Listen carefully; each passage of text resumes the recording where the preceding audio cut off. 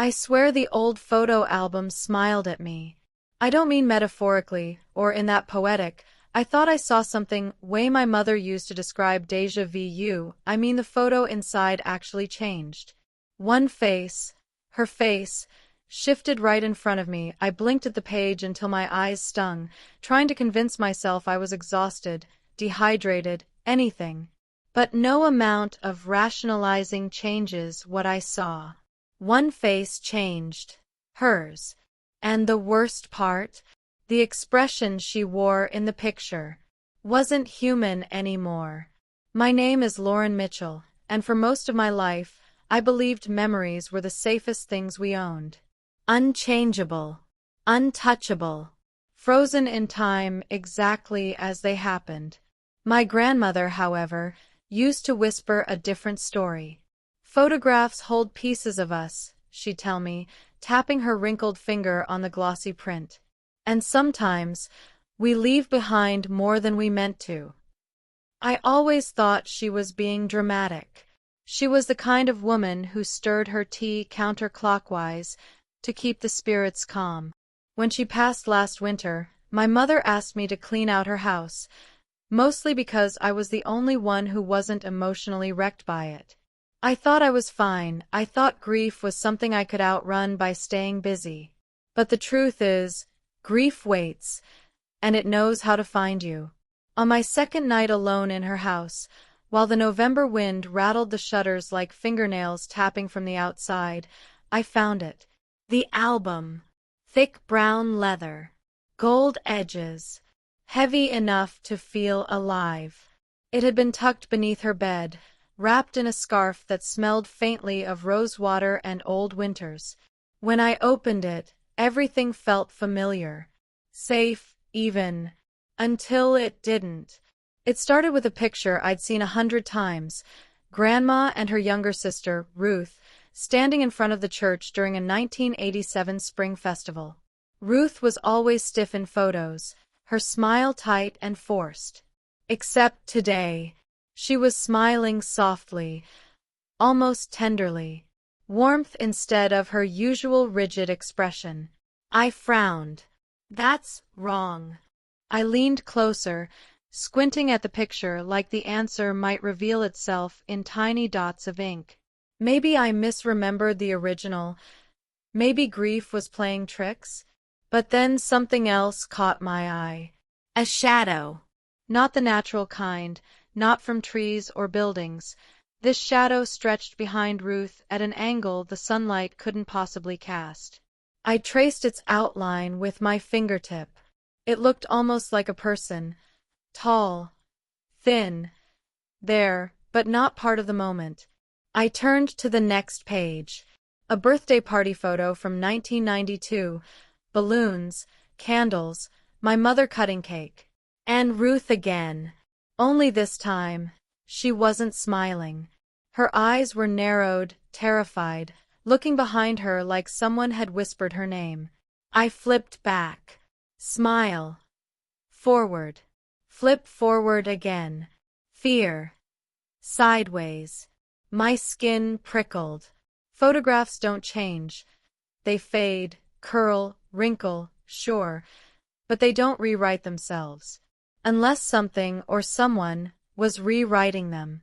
I grabbed my phone to call my mom, but the signal here was awful. 3 bars disappeared into 1, then none. Of course, I muttered. Grandma always said the house sat on restless land. Maybe the spirits she kept talking about were just the crappy cell towers. I set the album aside, but the room felt tighter, like the walls had drawn 1 inch closer every breath I took. I turned on Grandma's old floor lamp. The bulb flickered, buzzed, died. I exhaled shakily. Nope, not dealing with this. I found a flashlight under the sink and went back to the bedroom. Except the album was no longer on the bed. It lay open on the floor, pages fanned like someone dropped it mid-scream. A new picture was exposed. A picture I had never seen. My stomach turned to stone. It was me, Sitting on the couch, I end this house, I end this room, wearing tonight's clothes. The timestamp printed on the bottom corner read, 8 minutes ago. But what scared me wasn't the picture of me. It was the picture of Grandma, standing behind me in the frame. Except, she's been dead 10 months. And she wasn't smiling.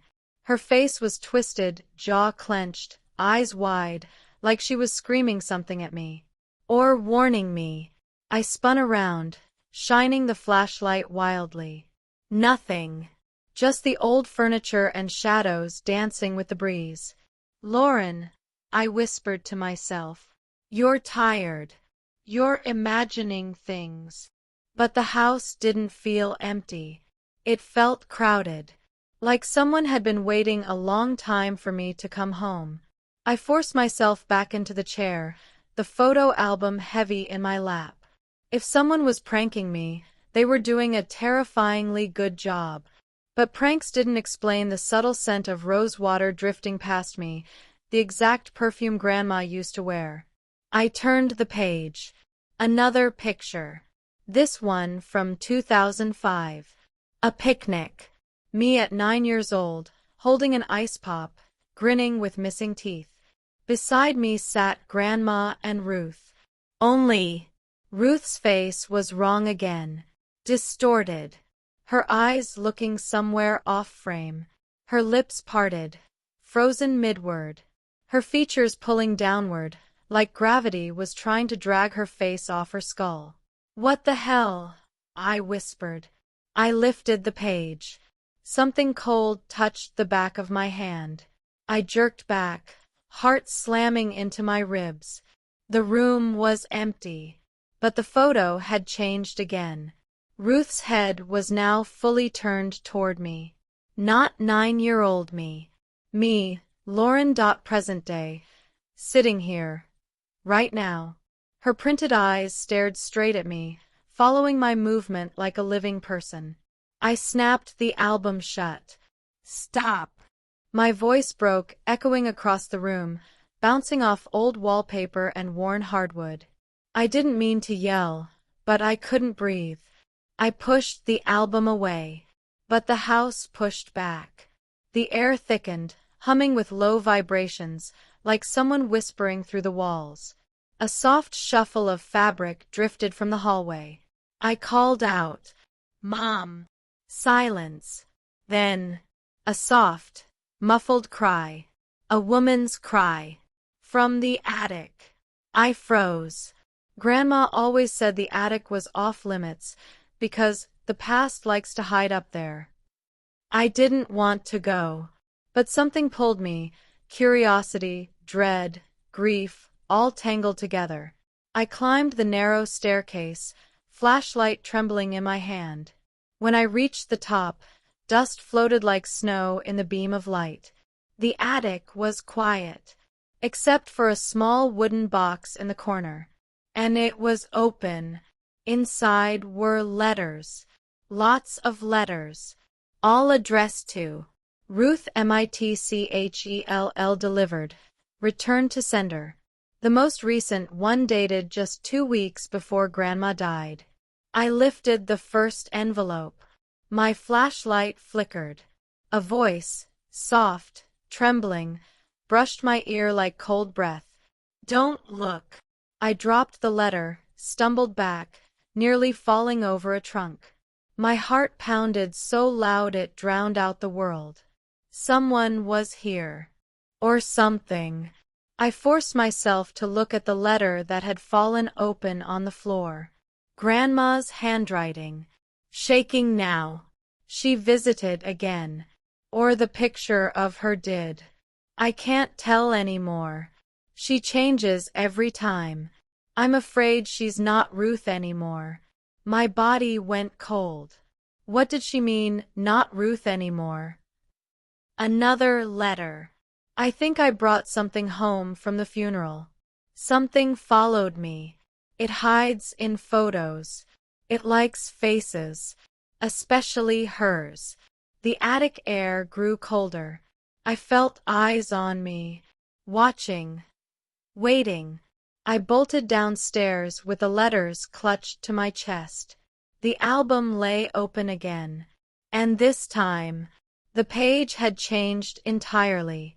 It wasn't a picture from the past. It was a picture from 15 seconds ago. Me, standing in the attic doorway. But I wasn't alone in the photo. Someone stood behind me in the picture. Not Grandma, not Ruth, not any human being I'd ever seen. The figure was tall, impossibly thin, joints at unnatural angles like broken branches shoved back together.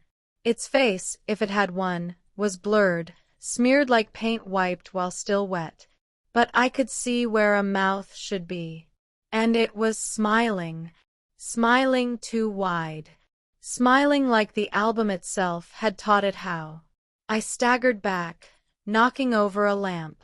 No, no, no, no.